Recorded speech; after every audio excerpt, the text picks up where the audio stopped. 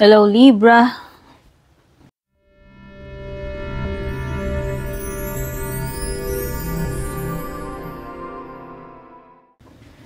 Ito na yung reading mo para sa mga natitirang araw ng month na ito.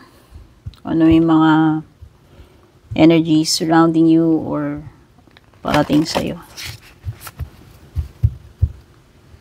Maraming salamat, Libra, kung ikaw ay palaging nanonood ng mga readings ko, bago ka man dito or matagal na. Maraming salamat po sa lahat ng sumusuporta, mga avail ng private reading, mga nag-join na membership subscription, mga nagpapadala ng star super thanks, yung mga hindi nag-skip ng mga ads natin, at syempre, mga nag-share palagi ng mga reading natin. Malaking tulong po yan. Yung mga interested po sa private reading ko, palagi naman po na nilalagay ko yung pinaka-link ng official page ko para sa mga gustong mag-inquire, mag-book. Palagi nasa description po yan. Babasahin nyo lang, tatap nyo lang po yung link. Okay, overall energy mo for this week. Meron ka psychic abilities, Libra. Mostly, mga napapanood kong readings dun sa mga idol ko na mga readers. Okay, is very strong ang iyong, di pala ito, another deck pa pala tayo. Very strong ang iyong intuition or psychic abilities during this time. So, you should trust your gut feelings or intuition. It could be na meron kang mga gifts na ganyan. Nakakaramdam ka, nakakita ka, no? Malakas yung mga kutob mo, pairamdam mo.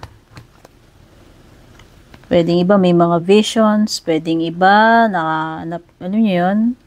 nakikita ninyo yung future, depende, iba-iba tayo ng abilities. So it could be that there is an important message from your higher self na nire-relay niya sa iyo through your etong mga kutob-kutob, mga pairamdam, no? Siguro nasi-sense mo something is coming, if something is not right, no? Kumbaga, you just know, gano'n naman yung intuition eh. You just know. Kahit hindi mo pa nakikita, malakas yung pairamdam mo.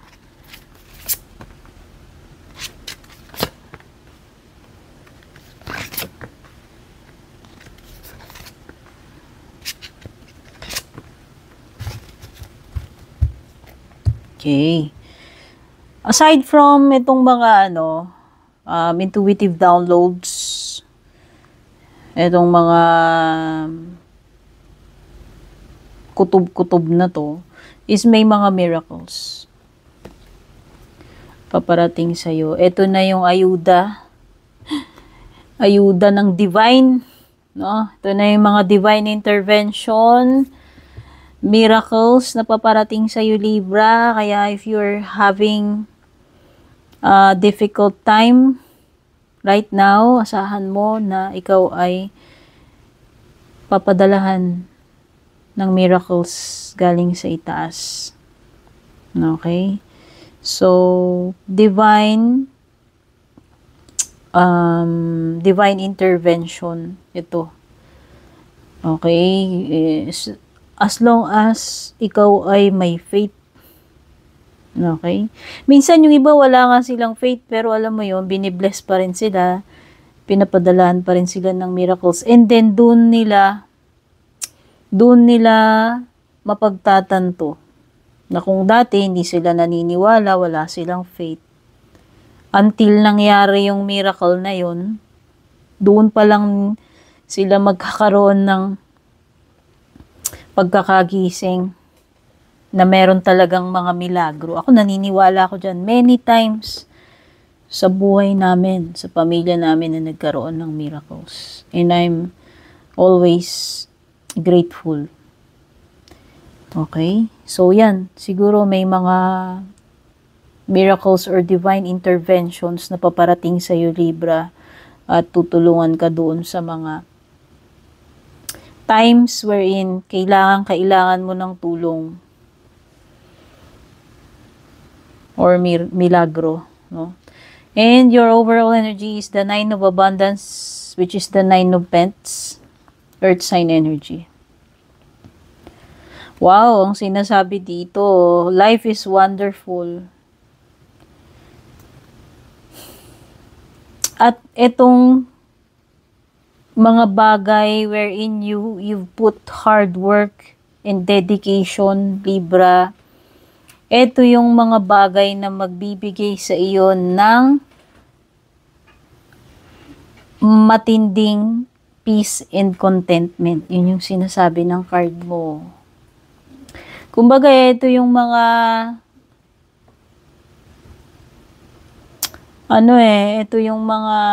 ito yung nagbibigay sa iyo ng fulfillment. Kung ano man ito. Okay, halimbawa, kagaya mo ikaw, kasi ako, I have Libra in my chart. No? So ako, kung ito ay i-compare ko or i-relate ko sa aking circumstances, ito hindi ko sinasabing lahat ng Libra ganito. Ako, kasi I have Libra in my chart. Parang nakaka-relate ako dito. Ang feeling ko kasi yung abundance ko is yung pagbabasa ko. Okay? Para sa akin, yun yung naging bokasyon ko. Yun yung naging path ko. Yun yung naging true north ko. Na dati, hindi pa revealed sa akin yun. Yung part na yun. Later in life ko siya nalaman. Nung ako'y 40s na. Doon lang na-reveal sa akin yun. Wala sa hinagap ko nung kabataan ko na magiging reader ako. Ito, share ko na lang din sa inyo. Trivia na rin. Kasi ako, ang gusto ko maging doktor or gusto ko maging journalist, gusto ko maging architect, no? Or lawyer. Pero iba yung naging path ko eh. Naging housewife din ako. Okay? So, doon ko napatunayan na minsan, may mga pangarap tayo sa buhay natin. May mga certain goals tayo na alam mo yon na nakatatak sa isip natin na ito yung ambisyon ko, ito yung gusto kong marating, ito yung gagawin ko. Pero minsan iba ang mapupuntahan mo. And ang naniniwala ko, that is some kind of a miracle or a divine intervention, which is yun yung mga sinasabi dito sa mga cards na to. Sometimes the path or road that you decided to take turns out na magkakaroon ng rerouting. Or pwedeng magiging mo lang siya like stepping stone. But the actual destination itself is iba pala. Ewan ko kung nagigets niyo yung ibig ko sabihin. Ayan, halimbawa, sabi ko, ginusto ko maging doktor. Pero naging reader ako sa bandang huli, later part na ng buhay ko. Di ba? So, ibig sabihin, merong greater plan for us na nakatakda. Ito yung plano natin sa buhay natin, but sometimes, iba yung naisa sa katuparan, which is yung mas, divine na plano para sa atin ng langit. We need not be bitter kung hindi man nag-turn out doon sa mga outcomes na gusto nating mangyari yung buhay natin kasi merong mas sacred, mas divine na plano para sa atin ang langit. At yun yun. Yun yung sa tingin ko na nagbibigay ng fulfillment sa akin. Kasi itong ginagawa ko, magkano lang ba to? Sabihin, kung may mag-views man sa akin, hindi naman ako kumikita ng limpak-limpak na salapi rito eh. Para puyatin ko yung sarili ko, para i-drain ko yung energies ko. By the way, every time na nagre-read ako, nade-drain yung energy ko. Mulat sa pool, ganun na ako. Nag-start ako mag-read. 2002 ako, nagsimulang mag-read ng tarot. So, alam nyo na yung history ko. Bilangin niyo yun, ilang taon na akong hindi ko pinlano to. Dumating lang sa buhay ko to. Binigay lang sa akin ng tita ko yung cards, niregalo niya. Sabi ko nga, hindi ko nga alam yan. Ano ba yung taro? Wala akong libro. Hinawakan ko lang yung baraha, tapos nagsimula na ako magbasa hanggang sa yung mga tao lumalapit na sa akin. Bababasa na sila sa akin, mga kapitbahay ko, mga friends ko, friends ng kapatid ko. Accurate, nagkakatotoo. Pero wala akong pinlano na magiging ganito siya. And nagkaroon ng time na parang tinigil ko tong lahat. Tinigil ko. Sabi ko, Lord, kung talagang mali yung ginagawa ko, ititigil ko to.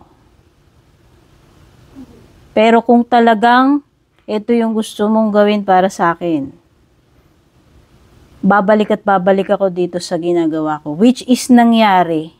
So, tumigil ako 2018 2008, 2009. Come 2020 or 2021, parang nagkaroon uli ako ng, parang sabi ko, nadodrawn uli ako sa cards.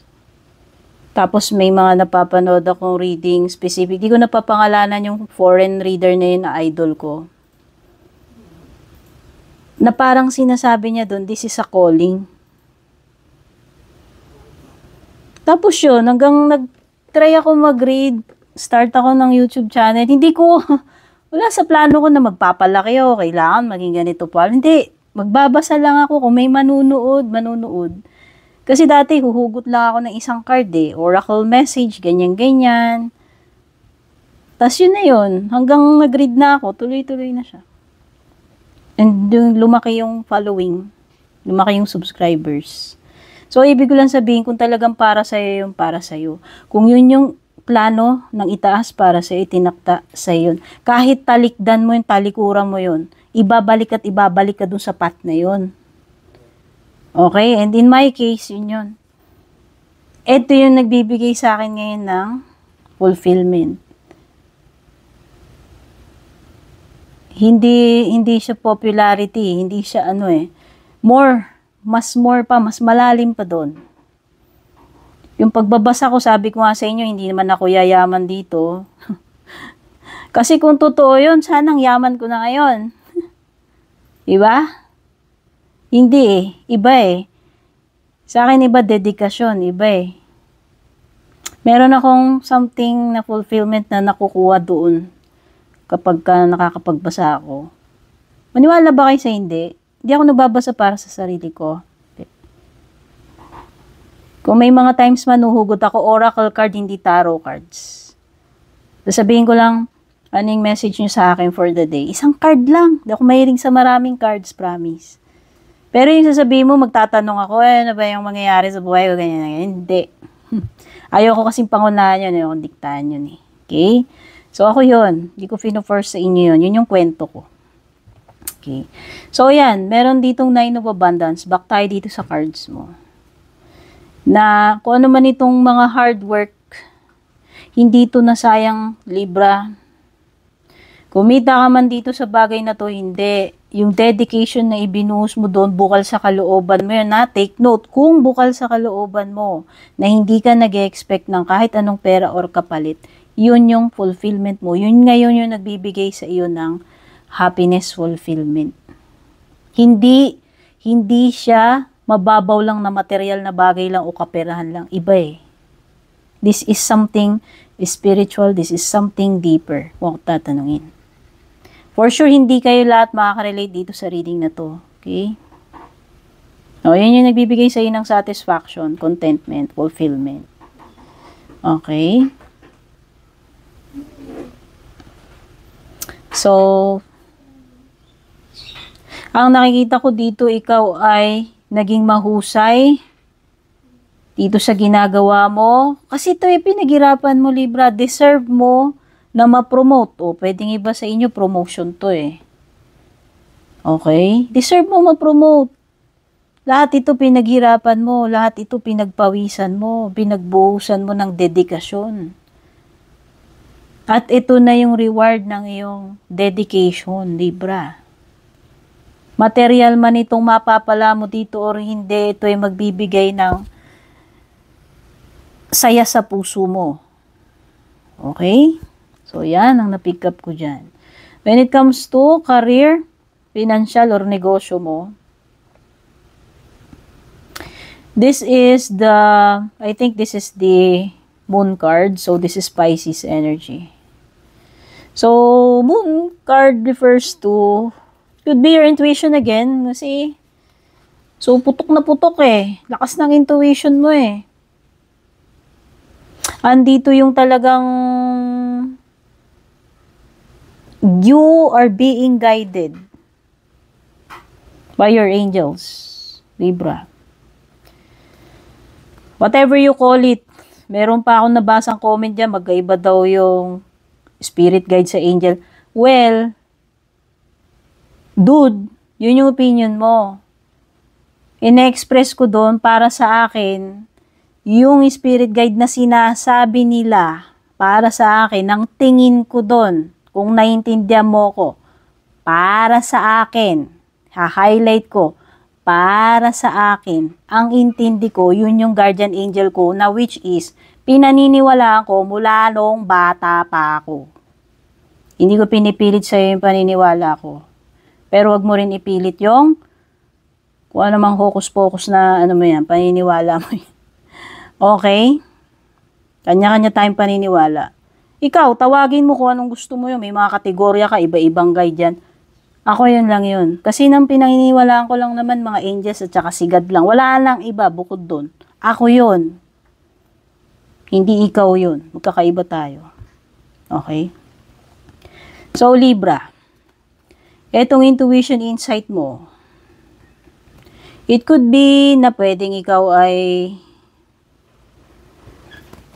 malakas yung intuition mo, andyan yung psychic abilities mo, may mga nasisense ka, no, nadedetect mo, may paparating, may ganito, ganyan, nadidiscern mo agad. Pero, moon is also about mysteries, the unknown, no? Pwedeng may mga something that is hidden or about to be revealed pa lamang, Libra. So, parang hindi pa ganun ka-clear yung mga bagay-bagay, kung ano may tinutukoy na dito na hidden or mga mysteries, unknown. Okay? Pero moon card is sometimes also reflects about your emotions eh. Yung dreams, emotions, fears, no? So it could be na itong mga susunod na araw, kung hindi man malakas yung intuition mo, it could be na pwedeng magiging, alam mo yun, emotionally vulnerable ka. Pwedeng ganun. Okay, or makakaranas ka siguro ng mga period ng parang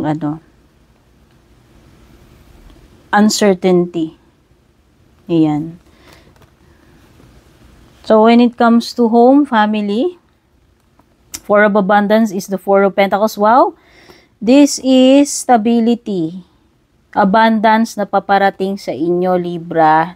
Sa iyo at sa pamilya mo. So, nakikita ko magiging maluwag pagdating sa mga pangangailangan ninyo, no? May sapat na grasya, nandyan yung sapat na pera para sa mga pangangailangan. Hindi hirap. Okay? Hindi hirap. Kung family business yan, ibig sabihin maganda yung kita pagdating sa negosyo.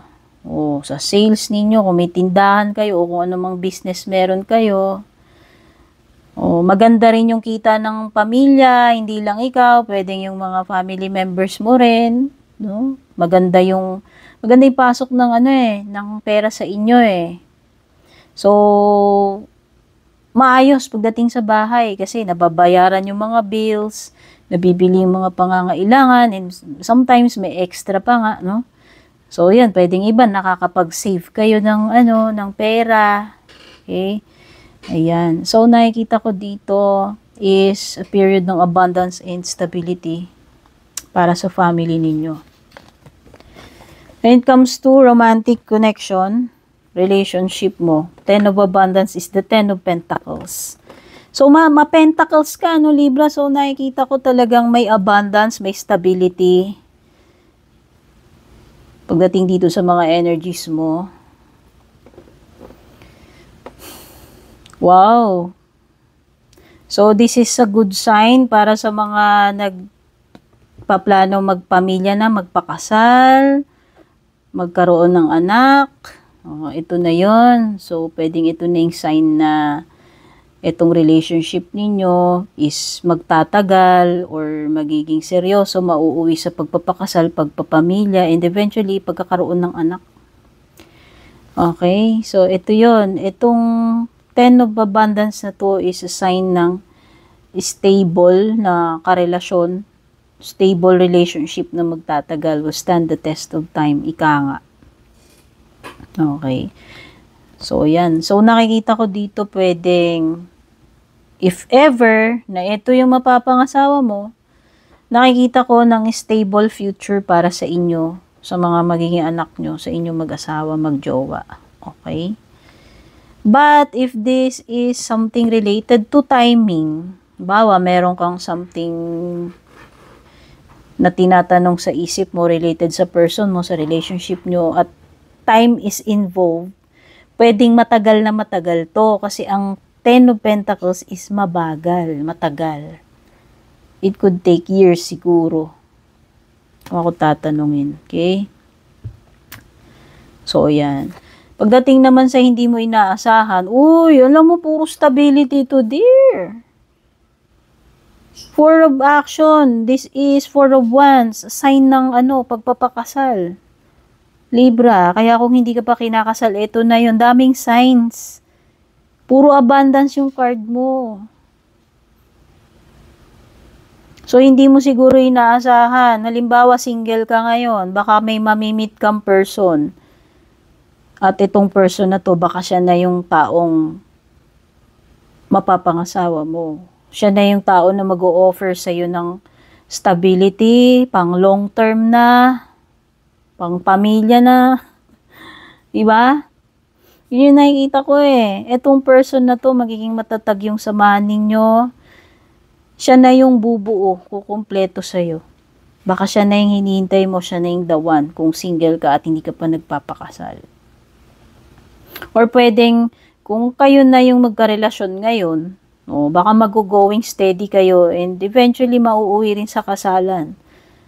Magtatagal at magtatagal ang relationship ninyo. Yun lang yung sure ball dito. Yun lang yung nakikita ko at magiging matibay yung relationship. Okay? So this indicates engagement or wedding. Or pwedeng hindi nyo ine-expect yung iba sa inyo, hindi nyo ine-expect na makakabili na kayo ng bahay or makakapagpatayo kayo ng bahay sa sarili nyong sikap. No? Basta meron something dito about a new home, a wedding engagement, or even baby na paparating sa family. Pregnancy or ayan. Whether ikaw to or a family member. Okay? So, nakikita ko dito is a very stable na future para sa'yo at sa family mo. Yun yung nakikita ko. No? Sa tingin ko, mapaghahandaan mo yung future mo. Kasi itong Ten of Abundance na to is paghahanda sa future yan eh. So, yan, naaninag natin yung magiging future ninyo is magiging stable. Oops, kunin muna natin yung mga ibang paparating sa bago natin buksan yung closing message.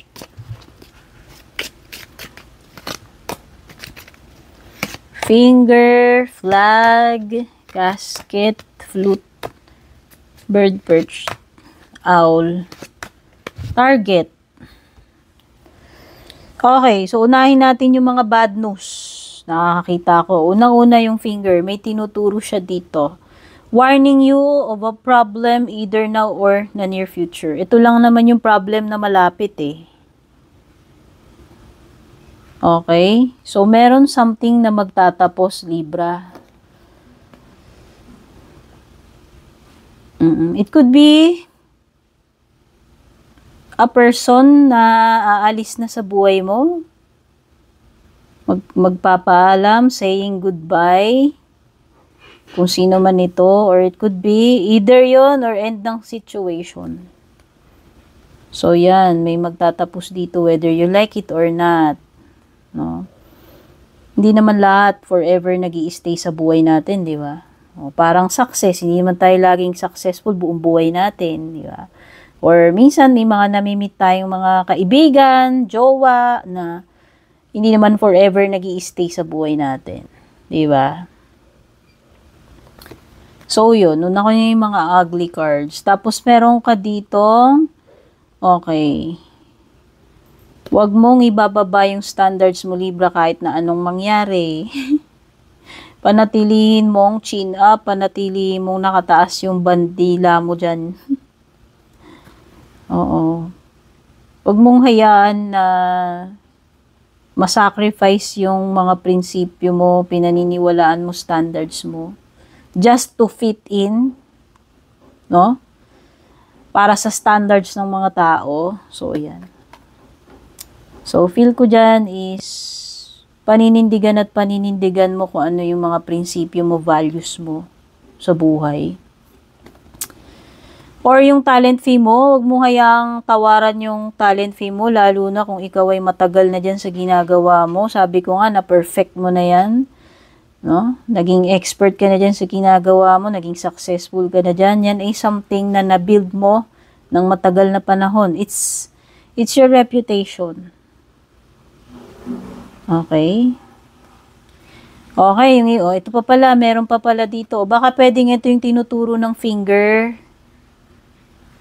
Pwedeng may someone na magdi-disappoint sa'yo. Kaibigan mo man daw ito o lover mo. May some kind of disappointment na pwedeng dumating sa'yo or aalis sa buhay mo na tao or bagay or situation. Wow, ito na yung much-awaited news ni Libra na hinihintay mo. Ito na yung confirmation, yung bird perch, kung ano man itong hinihintay mo. It could be news, package, or letter. Kung ano man yung ine-expect mo na yan. Paparating na yan. Okay, so merong good advice from a wise person. Solicited or unsolicited advice man to, Libra. Kumbaga, this person siguro meron siyang tip para sa'yo at sa tingin ko, yung tip niya na yun ay makakatulong sa'yo. Okay? Kung sino man yan. Pwedeng professional advice yan. No? It could be a lawyer or a doctor, etc. O pwedeng someone kahit na siguro someone na kakilala mo na may malalim na wisdom or kaalaman pagdating do sa bagay na pinapayo niya sa'yo. Na pwede mo namang